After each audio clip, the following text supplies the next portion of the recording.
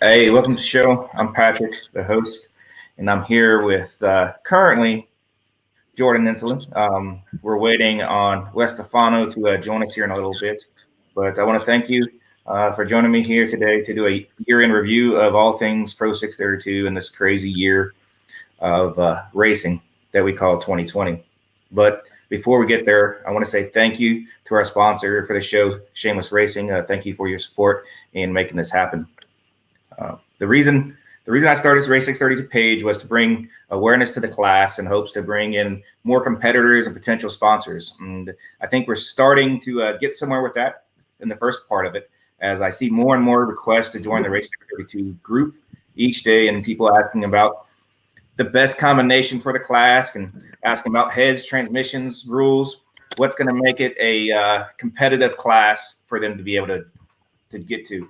And we see it relevant at the track as well, because at each event we have more and more people coming in new to the class racing. So if you want to learn more about it, just come to the website, join the group, and then you can learn everything you wanted about Race 632, the Pro 632 class. So we started off this year once again at the U.S. Street Nationals at Bradenton Motorsport Park, where Mr. Walter Lanigan won with the Black Flag Motorsports 53 Corvette. And then we moved over to Orlando for the Drag Illustrated World Door Slammer Nationals with the biggest payday for Pro 632, which was 10K to win, where Dillon Voss took that victory. So after that, the world just went tits up, and we went into lockdown. So, hey, Jordan, so after that, I know you were preparing new cars and everything for the PDRA race. What was your thoughts when the world went to an end with the COVID happening? Other than what in the world is happening, it's kind of a blessing in disguise for us. We weren't ready by no means to go to the lot in April. Heck, I just got the car back, and we had so much work to finish on it and put everything back together. Got the car back from wiring. Car wouldn't even freaking start. Had to chase some wiring gremlins. It was good for us. It helped us, and then we still had a lot more to learn. So we almost wish the whole season was trashed by that point in time. So you say I'm blessing this, guys, right? It did help a lot of people in the essence of trying to get ready for that first race because of the timing. But it did hurt a lot. It takes a lot of an effort to get everyone to the races and make these shows happen. And with the ever-changing environment, it makes it difficult. But we got to give kudos to the PDRA. Because with a lot of hard work, the PDRA was able to get us in a lot of races this year. The PDRA was able to get 6 of the scheduled 8 races. However, they were not at the planned locations. As you know, we went back to back locations. So the first race was at Galat with once again Walter Lanigan coming out and winning. Followed up the second race at Darlington with Dillon Voss coming off of a D&Q to take a win. I apologize, taking the win there. Then going to Virginia for the first time and winning there. So he won back to back. Then we were off to the second race at Virginia Motorsports Park, where Dillon won. And the second race, Jim Pelcarski won.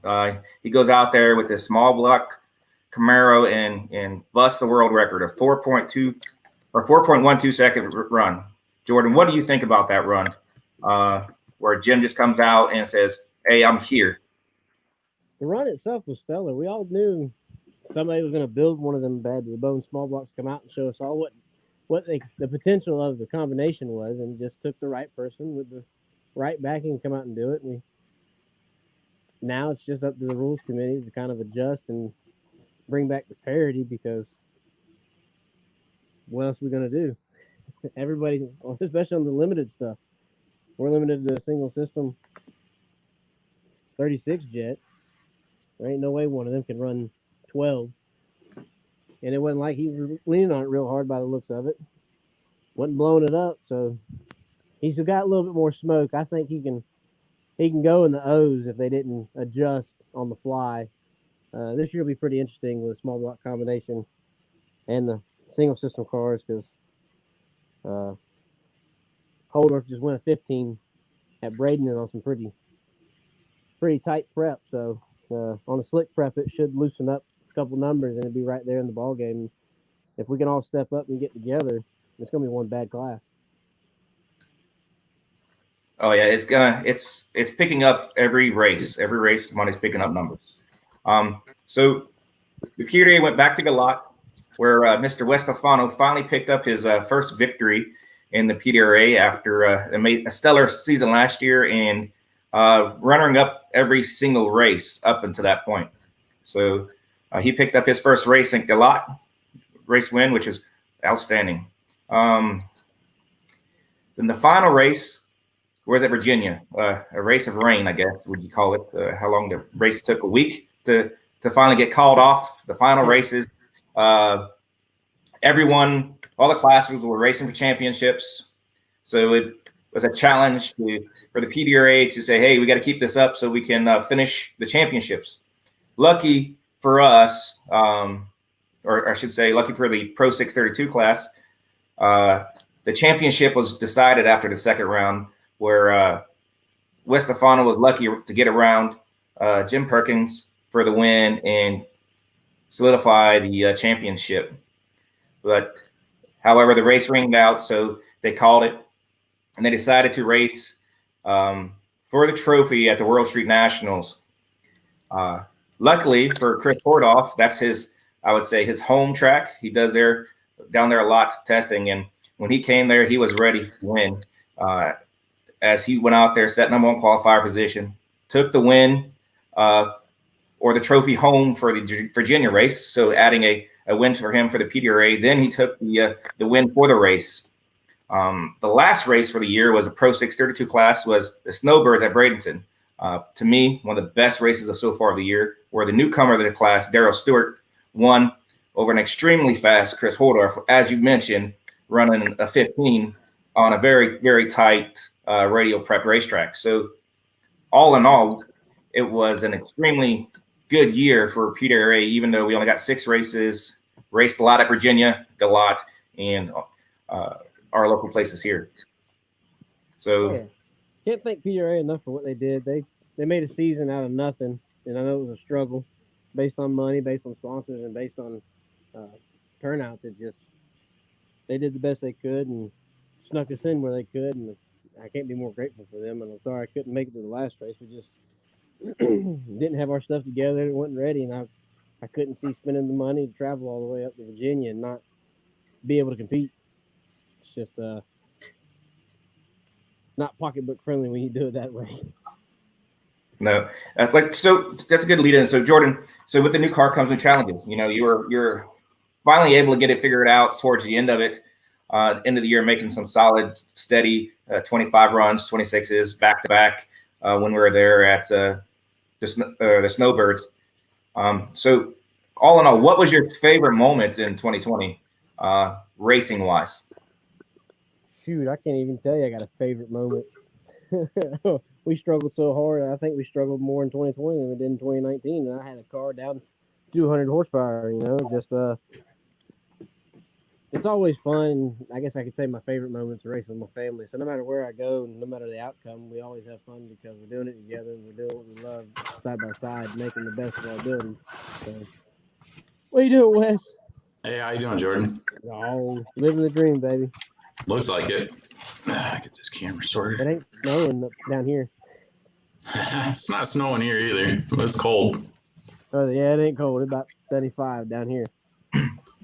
Hey, Wes, thanks for finally being able to join us. I know the life of a family man is difficult, as I myself been dealing with the kids all week by myself while the wife was away for work. So, yep. Yeah, the kids don't follow so schedule. we just talked with Jordan, over the year.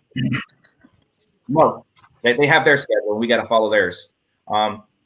Right. So I was just talking to Jordan about how his year was and what he thought the best, 2020 was for him.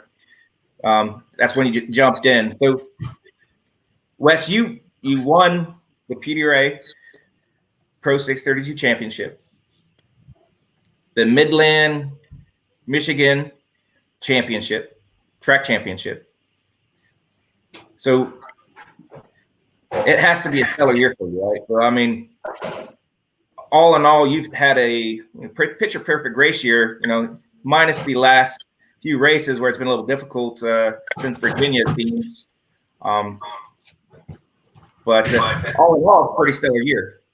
So where we go back to the races early in the year, leading up to the points championship, it was a tight race between you, Dillon, Lanigan, and Hordoff to the end, coming up to the Virginia Motorsports Park for that final race.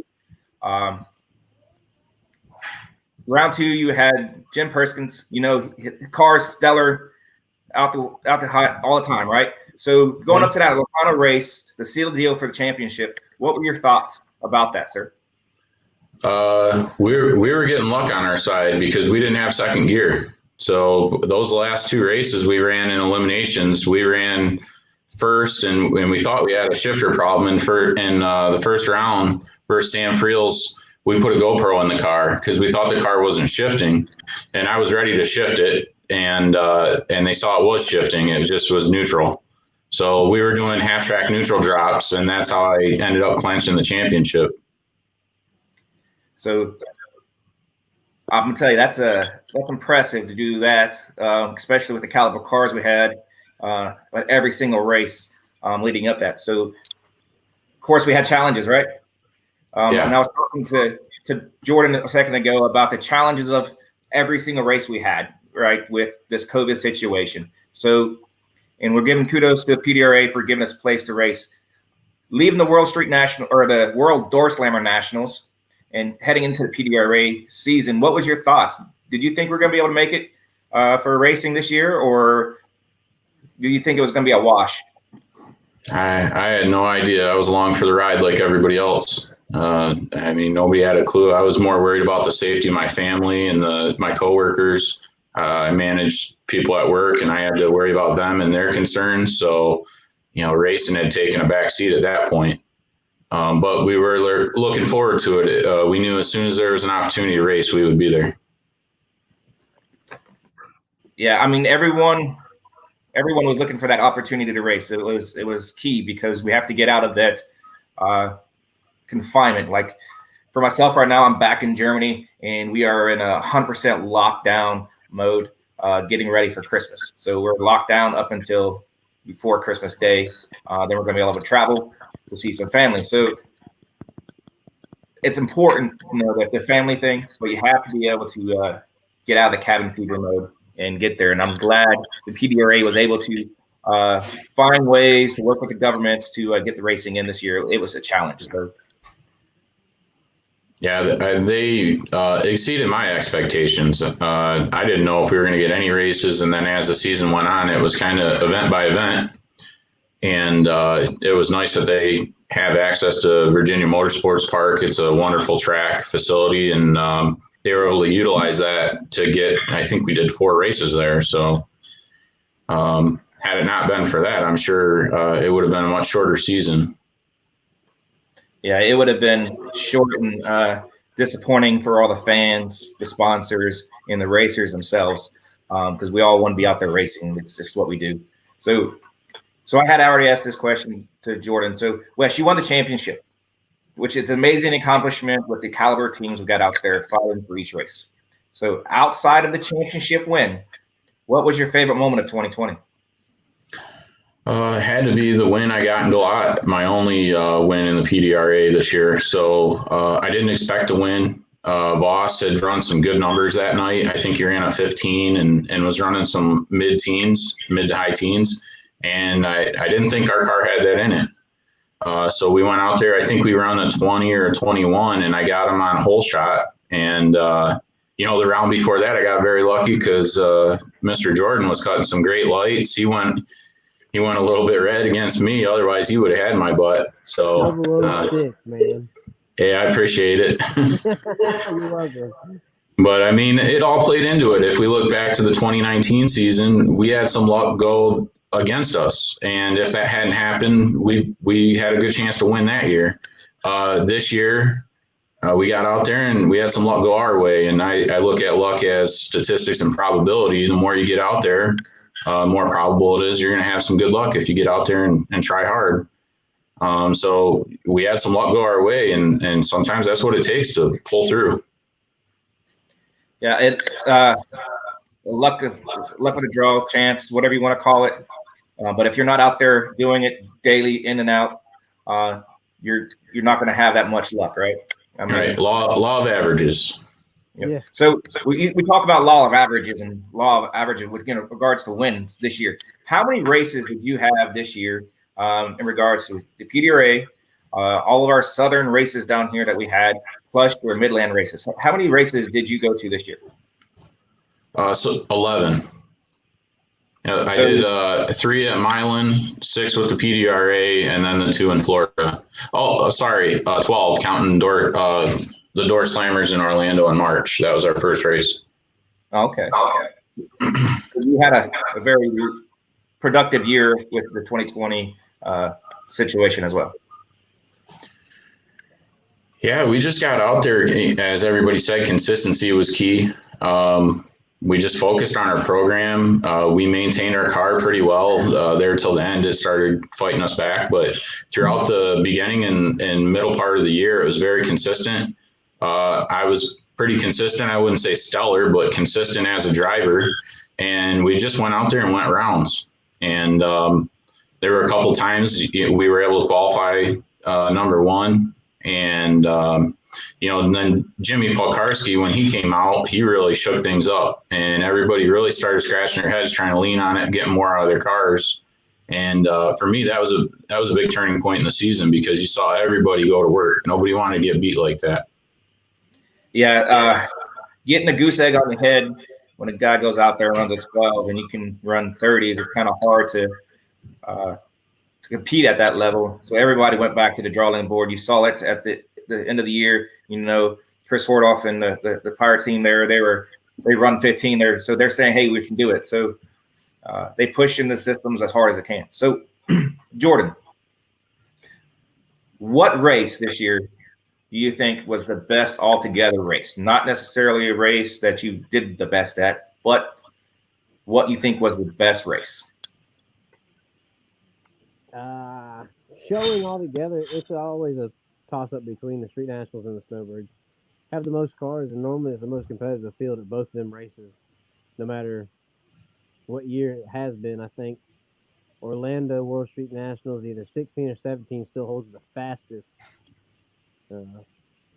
16 qualified cars. So them 2 races are always the best run to me, just because everybody from Florida shows up, to where through the pandemic, everybody was struggling to make it to all the out-of-state races, or we would have had a lot more cars there. I'm thinking we got anywhere from 20 to 25 cars going to be showing up next year if all this stuff straightens out and nobody's scared to travel anymore. Thank you, Wes. So what do you think was the best race of 2020 for you? I didn't attend the U.S. Street Nationals. My son was born in January, so I have to agree with Jordan, though. The Snowbirds, that was the greatest turnout. The fan turnout, it was great to see fans in the stands, and everybody was just having a good time. The car count was there, as he mentioned, and I got to agree with him again as far as next year. There's a ton of activity up here my way. I'm getting guys coming out of the woodwork asking me questions about 632, and with PDRA having a couple northern stops, I think it's gotten them interested. And I know also the NMCA Pro Street, Nitrous Pro Street has amended their rules again to come a little bit our way towards PDRA with the 36 single kit. And I'm not sure what else they changed, but I know a lot of guys that run with me locally, they hit up a couple of those events. Yeah, actually, I got to agree with you. I thought y'all might have thrown a wrench out there and said something else with the PDRA races, but I was blessed. My wife let me leave the country here and join y'all at 2 races at Galot, which was fun and exciting. To be there for you when you won your race, which was awesome. Then she let me turn around and come back for the Snowbirds, and with the COVID situation, I wasn't expecting the sheer magnitude of the cars and the people that showed up for our Saturday's qualifying. The stands were completely full. It felt like it was, 10, 15 years ago when I first started going Actually 20 years ago when I first started going to the Snowbirds, it was always a jam-packed, lively event. I was out there taking photos of y'all's cars and stuff, and I could hear the crowd cheering when y'all were doing burnouts. Something there was not at a lot when I was there because there was no spectators, right? So I think the spectator really draws the power of the race. It makes it more personal and it makes it more eventful for the racers and everyone there. So I think the 2020 race of the year is the Snowbirds, hands down, just because of the sheer magnitude of people that showed up for it. And the caliber of cars, we have brand new racer come out and win the race with us. So I mean, that's just shows magnitude of the caliber of the teams that come out. Say, hey, we got a brand new car, we're gonna come out and then win the race. So I think it's awesome. So for right now, I'm gonna take a quick short break and show a video from my sponsor today, Shameless Racing. I greatly appreciate it. And when we get back, we're going to talk to y'all a little bit more to get know you a little bit more on a personal side versus on the racing side. So hang on one second.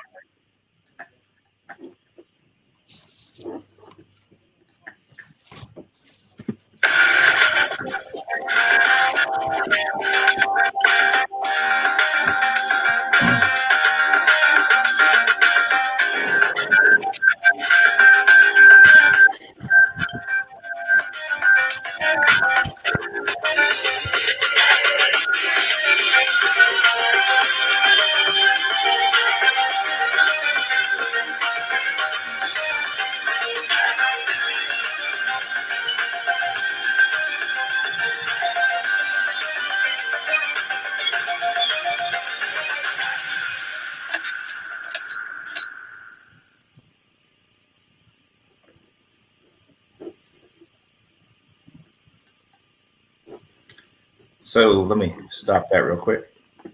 So thanks again to Shameless Racing for supporting me today in this final live feed of the 2020 season. And I hope next year we can do more of these events. I think I like this layout a little bit better than the previous one. So I just want to throw up some of the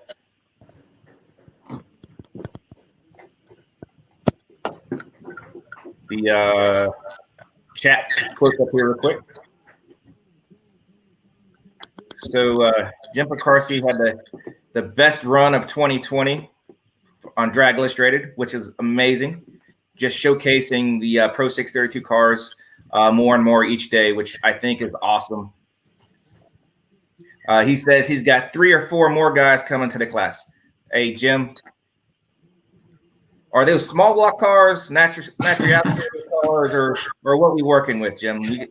Give us some feedback on this, sir.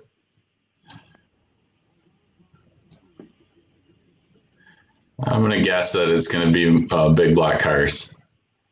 I don't think there's going to be too many small blacks. Oh, okay, awesome. I don't know. There may be a couple. I don't know of any. So let me get back. I apologize. Let me get back to my notes real quick. I thought I was going to have a couple more people, so I had to change my notes up a little bit. So I got to get back to a little bit cleaner. So let me get back. All right. So Wes, from what I understand, you entered PDRA in 2019. You won the Rookie of the Year. Then you came back and won the championship this year, right? So when did you start racing? And why did you choose the PDRA Pro632 class to really come after it? I've been playing with some street cars and they were getting pretty fast and I was acting stupid on the street, and I had always had an interest in racing. I just never had the funds to do it and put anything together. So in 2015, I got a 67 Camaro, which that was my dream car. It was a back half car, all steel other than the hood and the rear deck lid. But I wanted to do some heads up racing. I had a 509 in it with a single kit, and I took it out on 295 drag radials. I was running like low nines in the quarter. And so I was looking at our local race program for a class to get in, and we had Run What You Brung, a drag radial class, a Outlaw 10.5 class, an all motor class, and there was really nothing that my car fit. But I had heard that they were going to run Outlaw 632 to it using the original Bradenton rules. So being that I was about probably 3,400 pounds with the car, and I could acquire a 632, I thought that would be a good place to start. So I got a 632, and actually that's how I met Troy Russell, my crew chief. He worked at Advanced Chassis down in Antwerp, Ohio. And I took my car down there to get a front half on it to lighten it up some. And as we took the car out to test, he went with us, and the rest was history. We've stuck with him ever since. We always qualified middle of the field there, which was originally probably first year 490s to 470s was the top of the class. We were usually in the middle. Our best was a 473 with that. And the class started getting into the 460s. And then we were looking to either redo that car or to do something to improve. And we figured that purpose building a race car or having a purpose built race car would probably be faster and the same cost as rebuilding my 67 Camaro. So then I really started looking at the PDRA, being the best that was out there, and really started doing my homework to see what we needed to come with. And that's what took us down the path that we're on now. And when I first took the car out, my plan wasn't to travel race or really race the PDRA with a full schedule. But once I saw how the car performed relative to the cars back home, I felt like I needed to take the car out and compete because I felt like it was a top contender. And we had to go out and prove it. Well, I think you did that. You definitely proved that the car is a contender with your showing in the last 2 years with the PDRA, and I thank you for coming out and joining us with this class. Jordan, I've known you your whole life, but not everybody else has. So what got you into the racing, and why did you choose to help build this Pro 632 class with the PDRA over the last few years when it first started off? Well, we've been racing since my grandfather was 16, so he was number 8 in the Sonny Leonard 200 mile an hour club with Jim Carlson, and Dad was one of the first pioneers in pro modified in the early 90s. Ever since I was born, I always wanted to drive a race car. Always wanted to drive like my dad, so that's why I got a clutch in the car. That's why I shipped it myself and do all the good things that he did growing up, just like he does now. When we started running the class, it was 460s, just like Wes was saying, but down here. And then it progressed, went 40s, and then like the 30 club was big, and then the 20s, and now the teens. So in 2000, and I want to say it was 16, I want to say, and then we had our first race with PDRA in 17.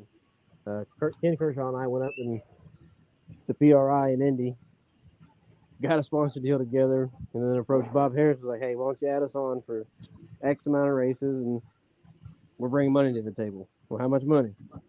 The number was said, and he was like, okay, you got a spot in the race. Cool. And then it just grew from the sportsman class that it was, and then became a pro class, and I think it's starting to open the eyes of a bunch of people that it's more affordable than most of them, but it's still heads up, and it's still fast, and it's still fun.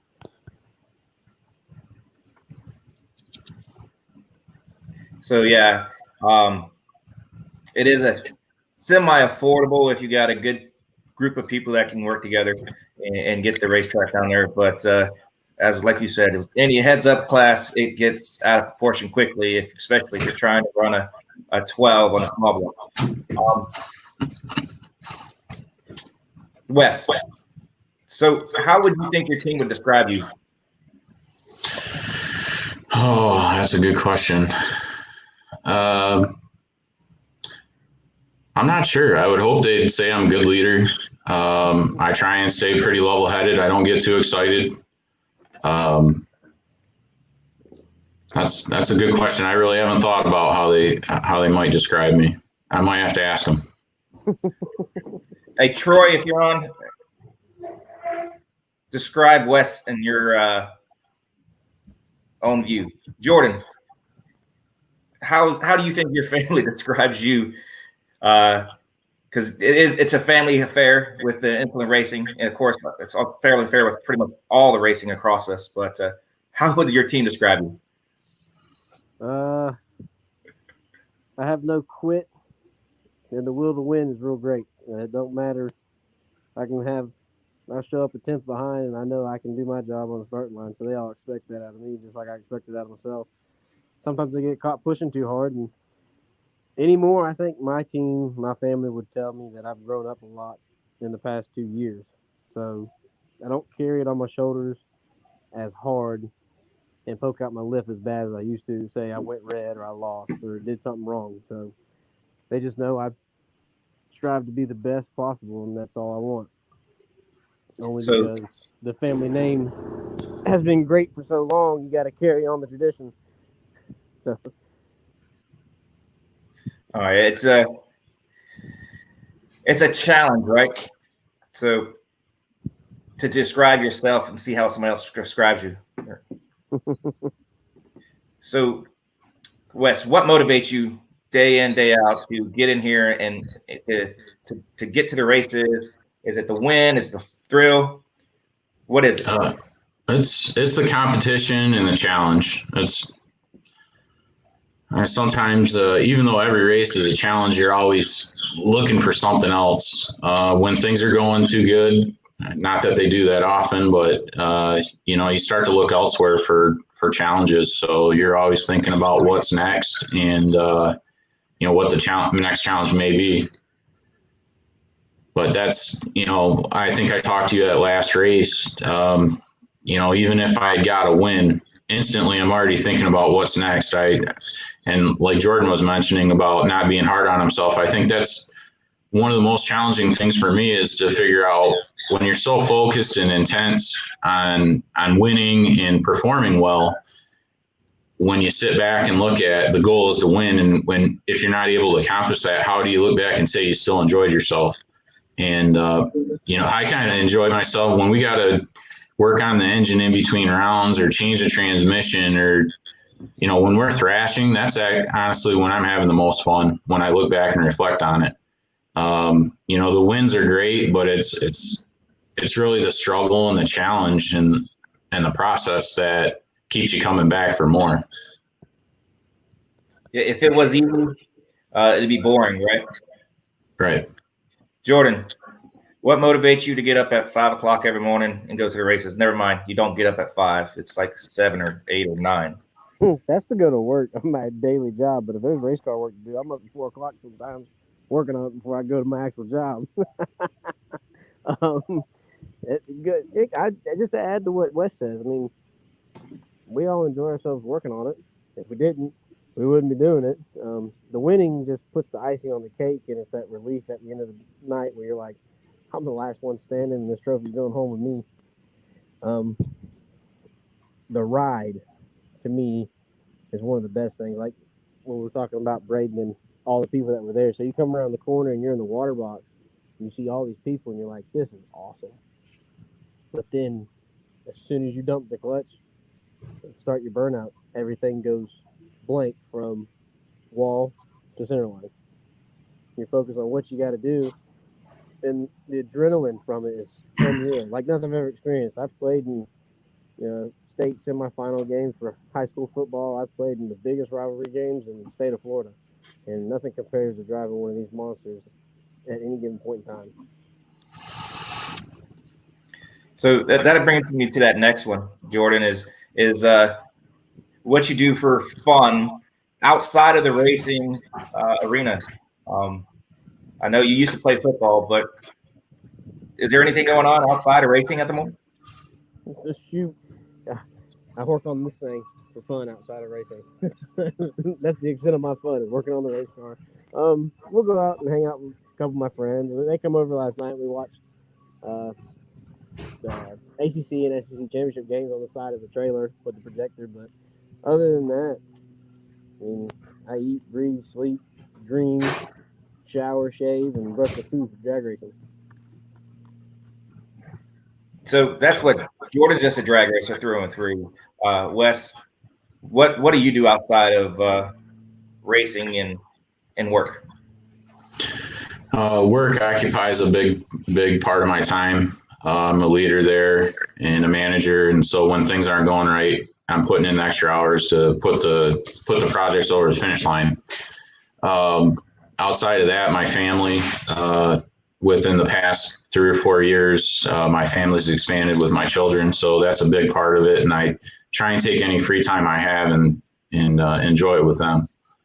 Before I had the family, I used to like to deer hunt a lot, do a little bit of fishing, a little bit of golf, really anything. I can enjoy myself doing anything. My problem is I don't have time for everything. So, and then, working on cars and things like that, I envy a lot of guys being able to spend so much time with their car. I don't get to see my car that much. And, it's a blessing and a curse. Like they say, when you got the time, you don't have the money. And when you got the money, you don't have the time. So, I love working on the cars. I wish I could do it full time, but my career and my family tie up most of my time. All right. Yeah. For the past 20 years, my career has taken away from my family and my racing and my love of cars. But I've been trying my hardest over the last couple to get back into it. So hopefully when I transition from my current position in the military into a normal job, I should say, you'll see me out there racing with y'all. So the schedule's out there for 2021. I'm calling it the Northern PDRA Shootout, because there's nothing south of North Carolina. So you've already said, Wes, that, you got a lot of people wanting to talk about their coming out the race because they're somewhat closer. What's your thoughts about the racing for the PDRA next year? And most of it's all north of Galat and north. Yeah, obviously from where I live, that I like it a lot. I was looking forward to last year's schedule, so I'm glad to see Norwalk and Reading are back on there. Both of those tracks, Reading I've never even been to, and Norwalk I've been to as a spectator, but I've never raced on either of those tracks. So I'm looking forward to that. I've raced bowling. You'll love it. Yeah, that's what everybody says. So I'm looking forward to that. And it's 2.5 hours from my house. So only 18 and a half for me, buddy. Yeah. Well, you've seen me the last 2 races where I was, so I'm not too sympathetic. But I think it's a good deal, especially with our local class here. I've had probably 3 different people inbox me just this week about they're building cars and they're coming out to compete. I'm not sure if they're really going to come out with something or they're just naive yet, and that's to be seen. But I know there's probably a handful of cars up here that are real close to turning a corner. They could come out and compete with PDRA. And then there's the ones that we expected to see at PDRA and for, work, family reasons, COVID reasons, couldn't come out this year. So I'm really looking forward to 2021. I hope and we can get back to normal and start to see the car counts and the fans in the stands. Awesome. Jordan, driving north all next 2021. What's your thoughts? It don't make no difference to me because we're going to show up and do the best that we can. It's just my grandpa's got to leave a little earlier and I get to take more plane rides. Yeah, it's a challenge when you got races all on the northern part or the southern part. I personally would like to see races from Florida all the way to Michigan, and everywhere in between, because it spreads the wealth of the driving for everyone. Some people don't have to drive so far for one race, but they have to drive really far the next. So I was just scrolling through the questions. John asked a question real quick. I'm gonna put it up on the screen. It says, since Jordan, you love the clutch, and Wes, you got the automatic. What is your take on the weight breaks between the two classes or the two combinations? Go ahead, Wes.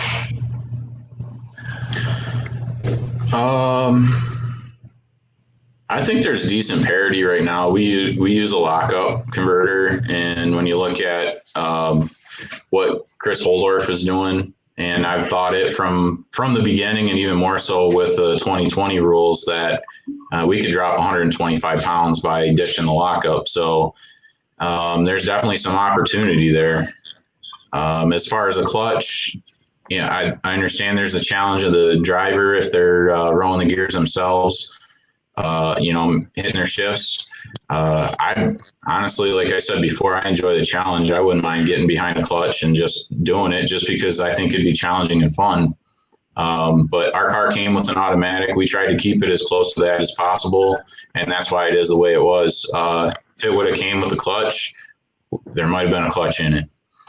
But as far as parity, I'm not sure that there's an advantage one way or another.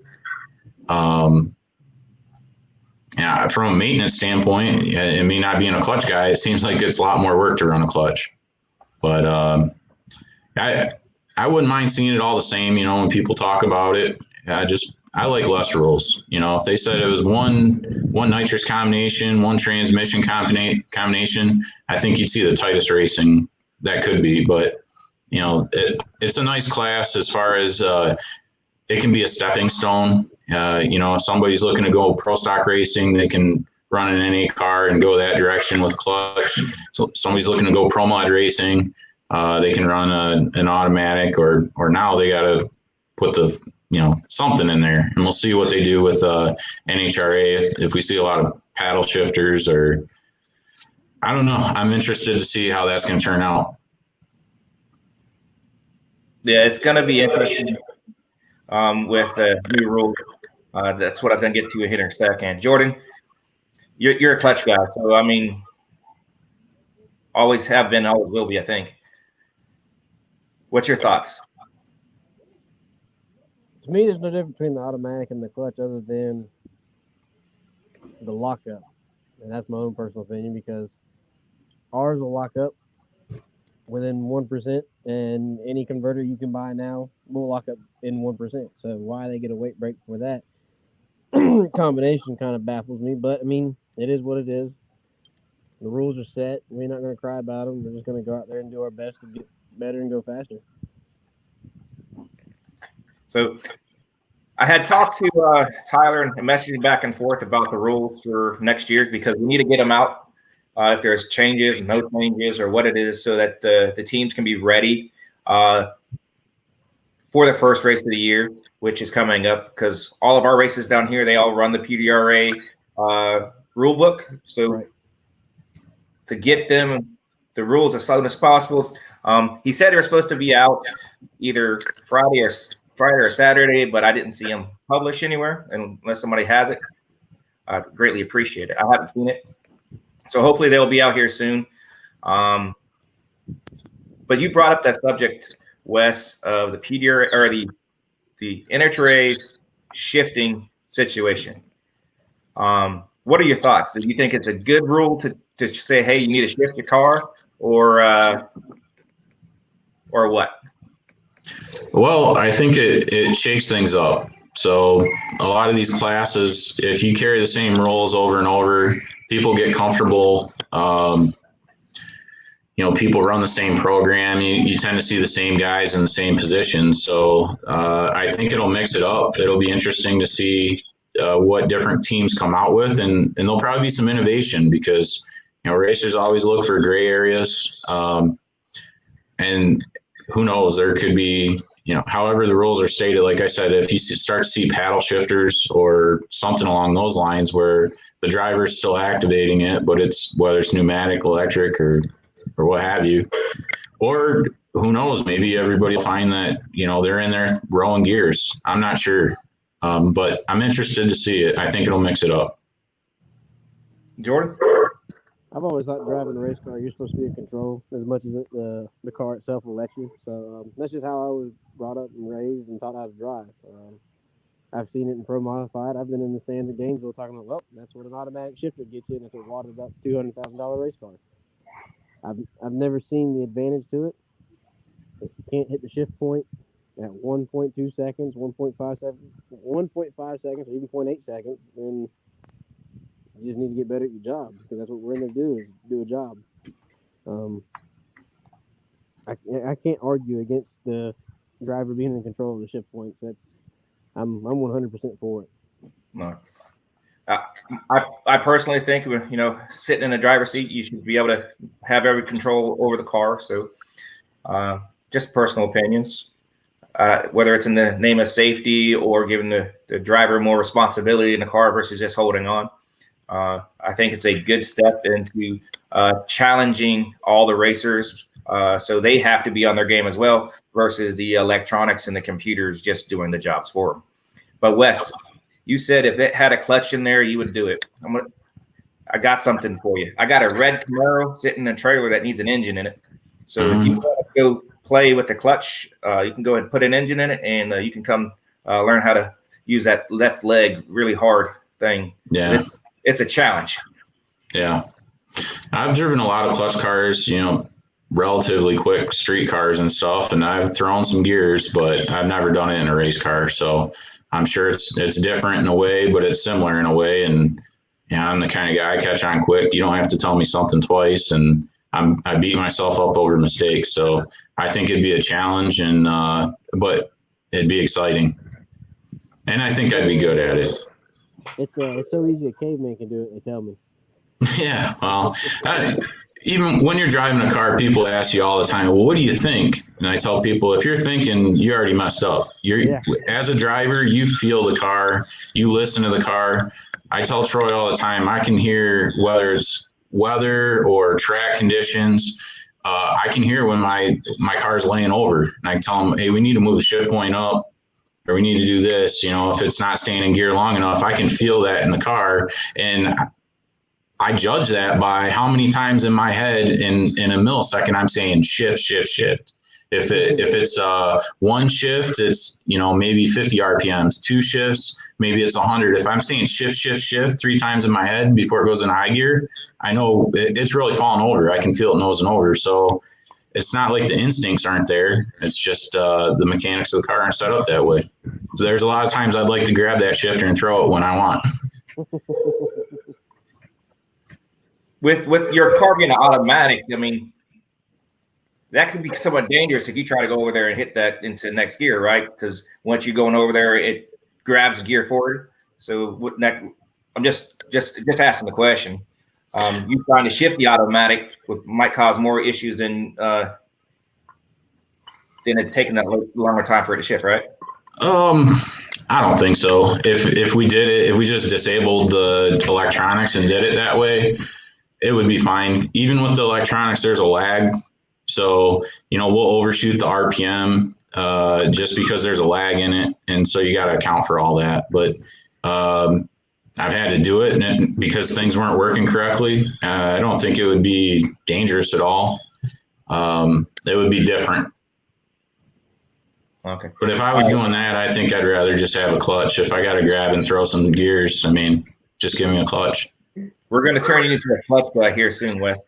It probably wouldn't be too hard. No, not at all. The only thing with the clutch is that every round is lots of work. Where when you go with the automatic, which I used to love sitting there with the automatic, Troy says, nope, not a problem. Hey, there you go. He said he got the pedal. Let's just put it back in. Yeah. Yeah. It's easier between round maintenance with the automatics, where the clutch cars, you got to get in there and adjust everything every round. It makes it challenging when the rounds get shorter and the more work you got to do. But all in all, either combination is fun because you're racing, right?